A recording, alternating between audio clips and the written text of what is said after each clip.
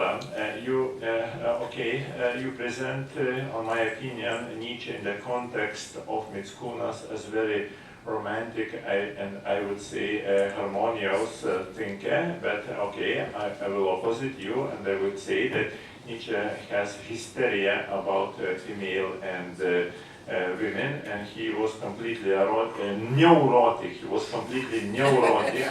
Just I will return to this language mixed neurotic and erotic. He was completely neurotic in his approach to the sexual relations, and there are endless quotes about his masks, how he hates women. And but in a way there is the point for the discussion about the role of furore, about the role of rage, about the role of hysteria in the erotic relations. Do you think that hysteria could be hysteria erotic, not harmonious, but hysteric? Hysteric approach. It's strange to talk about hysteria. No, I don't think so that Algis would agree with that hysterical I'm asking you, not Algis. Yes, but yes, I'm comparing Nietzsche and Algis on that plan of Dionysian, because, for example, Dionysian culture was related with orgies. And Algis is talking about mythical consciousness, which is very related to that, these rhythms, cosmic consciousness. So in this moment I was relating Nietzsche and Algis, but of course when I was talking about Romans, I said that Algis is more open to that cosmic plan than Nietzsche, because he was afraid of Romans and hated. So you don't find place for the hysteria in cosmos? No, I don't think so. But I need time to think about it. Yeah, I think there's no Nietzsche without Lou Salome. I think when Lou turned him down for Paul Reed, that's when Nietzsche was born. So I've always believed that, and I always wish I would like to meet Fred, for sure, Fred Nietzsche, but I would rather meet Lou, because of the power she had over very influential men. She must have been amazing.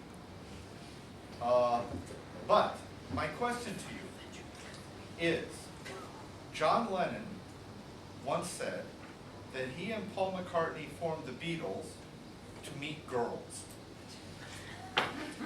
And he said everything men do is to impress girls. So, do you think Algis's work on eroticism is to impress girls?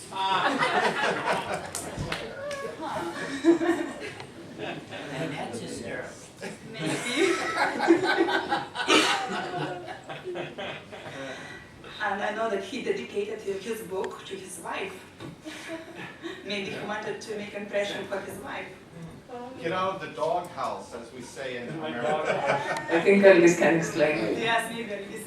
Yeah, Jim does always make these fascinating distinctions that are totally irrelevant. I mean, hysteria. Well, one of my points in about women is the terrible beauty and her reflective force. Salome, the terrible beauty. She is so terrible that you cannot escape, and you're so attracted. I mean, she's like a fury, hysteria, and you say, I just can't get away from her. I want her, and I hope she's with me. Yeah, women need to understand it, because everybody from them try to be pleasure for you, very romantic. Oh, no. They need to be glorious, terrible. No. I mean, the pleasure can be very terrifying, and the terror can be very painfully pleasant. It's not gentle and smooth and oily, not at all. I mean, my now great dream, because Eric talked about cosmology, and I wrote a paper on the cosmic terror. It's a very erotic. In 5 billion years, Andromeda will clash with our galaxy. I mean, the forces, the dynamics, the solar, the stellar winds tearing at each other.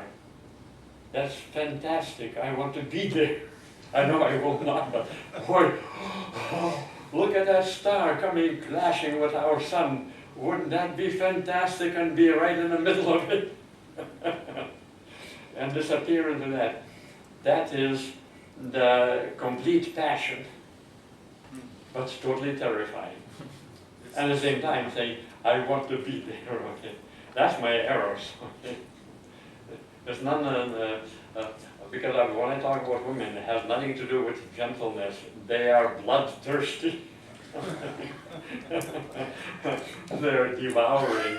They demand men's heads. I said, yeah, take my head too, okay? So, you know, there's one level that you can read the erotic world, the cosmic eros, but there is the galactic forces, the cosmic forces that are just as erotic and passionate and terrifying. Oh, one more point. We are, in all our media, I mean contemporary media like movies, like astrophysics, what are we doing? We are terrified. What if there's nothing else but us? So we're sending rockets, we have telescopes looking for the others. Maybe Andromeda will destroy us, but in 100 billion years, some entities will have spaceships and they will come and they will discover a little ring. Ah, there must have been entities who were here, so we will be remembered. Otherwise, nothing. I mean, all the billions of dollars we spend, maybe on the planet, 7 light years away, there's a little wiggle from the solar, the gravitation. There might be a planet distant, the same distance from our sun as we are. Maybe there is life. Wouldn't that be wonderful? I mean, we are terrified, and yet we're passionately engaged in this terror. I mean, we spend fortunes to discover that maybe this terror will not be real, okay? But we're very interested. So that's my erotic dimension. Thank you. Thank you.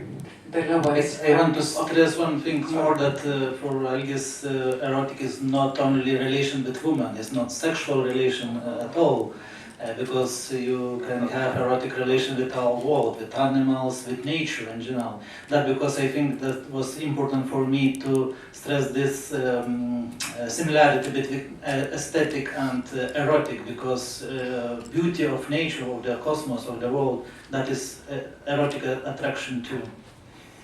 Girls like puppy dogs.